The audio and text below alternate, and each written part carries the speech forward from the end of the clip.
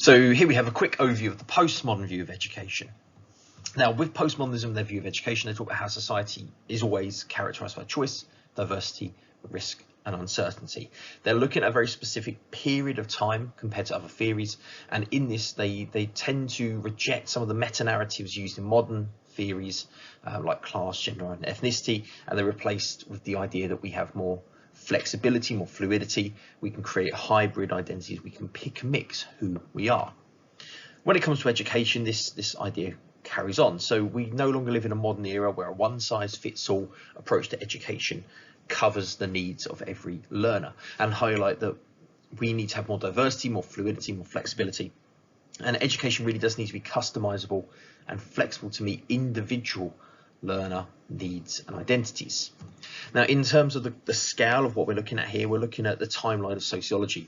In the 1750s, we saw industrialization begin. It finished in around the 1900s, and we saw the modern era take over. Now, all the theories we've covered so far, functionalism, Marxism, feminism, New Right, and social action theory, are all modern theories. They're all looking at the same modern version of society. Postmodernism, as the name suggests, they're looking at the postmodern era. So they're looking at the society from the 1980s onwards.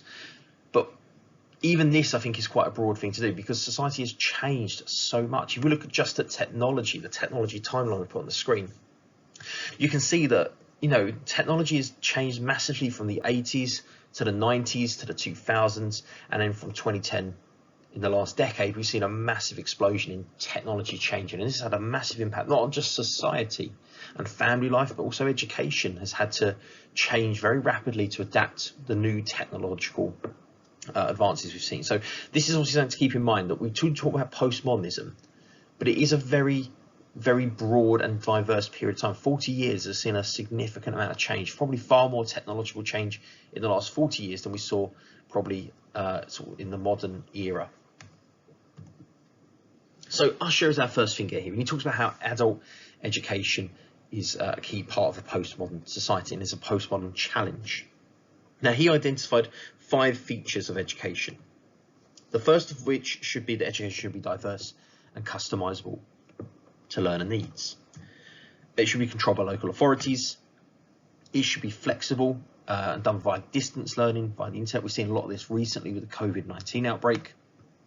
Education is lifelong, that it's, we're constantly updating our skills, not just for education, but when we enter the workforce, we're constantly changing, developing skills. And that the learner should be active, and this helps them learn through their own experience. So Usher kind of talks a lot about adult education, but really some of those kind of key ideas, flexible, diverse, customizable, is stuff that carries over. Thompson has a very similar view. He talks about how social pluralism and postmodernism has a role to play here, and he says that schools operate this one-size-fits-all oppressive uniformality, as he calls it, and basically the idea being that the one-size-fits-all doesn't work. We should again have a customizable education meeting the needs of all learners. So, as I said, the current trend has kind of pushed this a little bit more, with schools adapting and updating their approach because of restrictions and lockdowns.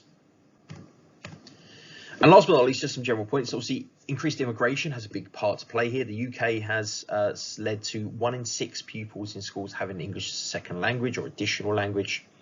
So schools have to offer more language support, although the gap between language and achievement is very minimal. Actually, I think often kids with English as a second or additional language tend to achieve better. Postmodern is also quite useful because they look at social policies in a global context. So prevent British values, all been introduced because of globalization, and as I said, it is the only theory that does really recognize globalization and its impact on society. Just a few things who highlight this. So Kelly talks about how the British economy operates within a global market. We need a skilled and qualified workforce. It isn't too dissimilar from specialist skills that Durkheim talked about in functionalism, but really because of global demand, global change, the skills have changed. So you'll see in education, there's a lot more push on skills like coding and computer science, because they are what the global markets need and are working through. Ball talks about how universities are becoming more global. So we're encouraging more students to travel from abroad and overseas to come to the UK for university. And again, Ball is critical of the expanded marketisation of universities. And last but not least, we have Holborn, who talks about how globalization has had a positive impact. We've seen more multiculturalism in the curriculum. We've seen more understanding and tolerance of other cultures, and this is a good thing to come from a globalized economy and education. And there we have it. So very, very briefly, postmodernism and their view of education. Really, the main takeaways is globalization has had a big impact.